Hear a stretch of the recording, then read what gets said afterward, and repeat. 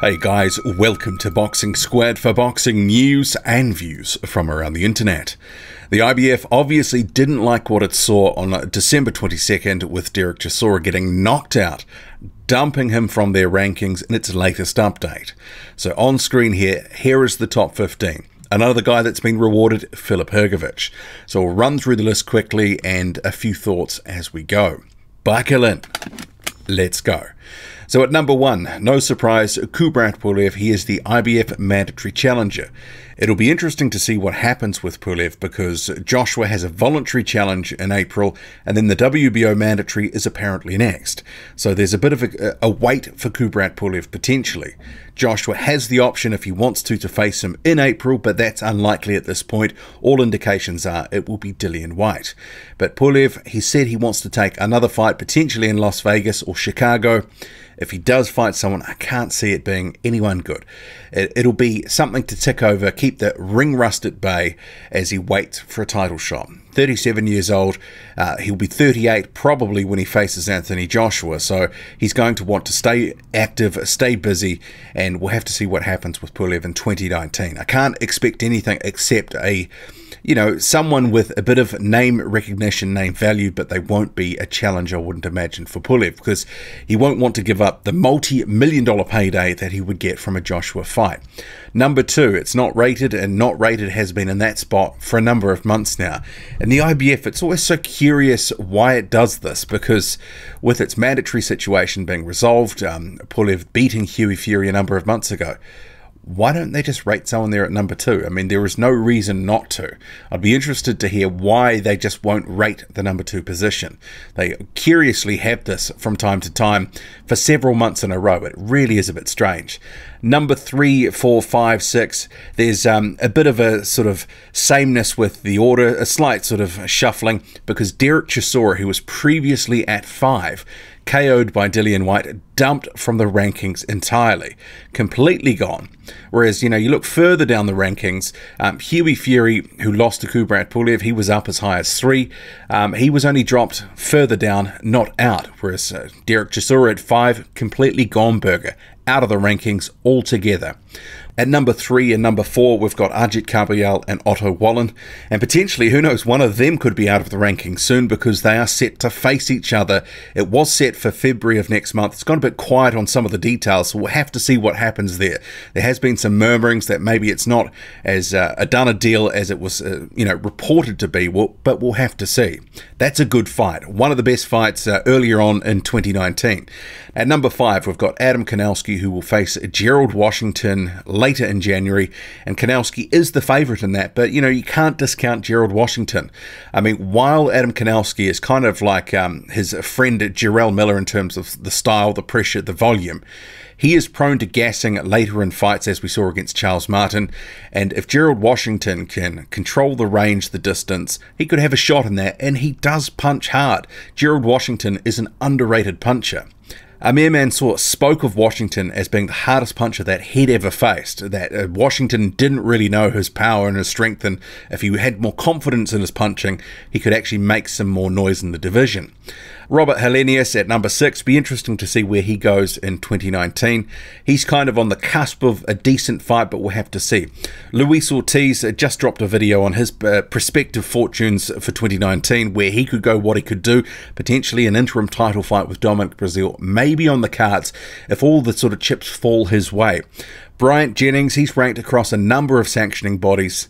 He's very high in the WBO. He's fighting Oscar Rivas later in January the 18th. It's a very good fight. Obviously, the winner, they will probably propel themselves a bit higher up several rankings. And number 9, Tom Schwartz. Very interesting. This guy's ranked across a couple of sanctioning bodies, but he really hasn't been doing much of note to really warrant some of the high rankings he's got. He's been in the WBO rankings very high, top 5 for some time. Oscar Rivas, as I mentioned, he's fighting Bryant Jennings very shortly. I'll be doing some coverage on that fight in the next week. Michael Hunter, very good 2018, burst into the heavyweight scene after being at cruiserweight.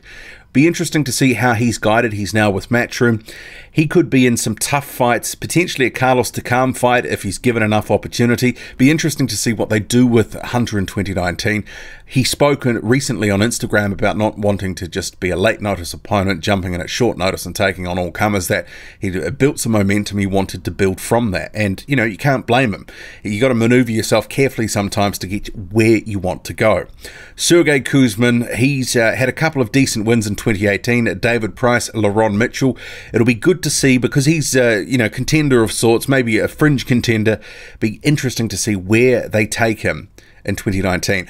I could potentially see an Alexander Povetkin fight for Kuzmin at the back end of 2019. They're in the same stable. They're both Russian. It would do good business, in Russia, and it kind of makes a sense for Kuzmin, at least, as a bit of a showcase against Povetkin, although there's no guarantees he would actually win it. But I like that fight if they could make that.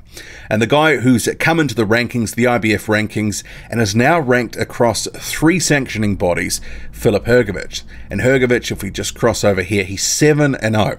He's really burst onto the scene in 2018 as he's a prospect fighting pretty decent competition. His first fight was Rafael Zambano-Love. He's also faced Tom Little and beat him, Sean Turner and beat him. He's unbeaten, full stop. He's also had wins over Amir Mansour and Kevin Johnson.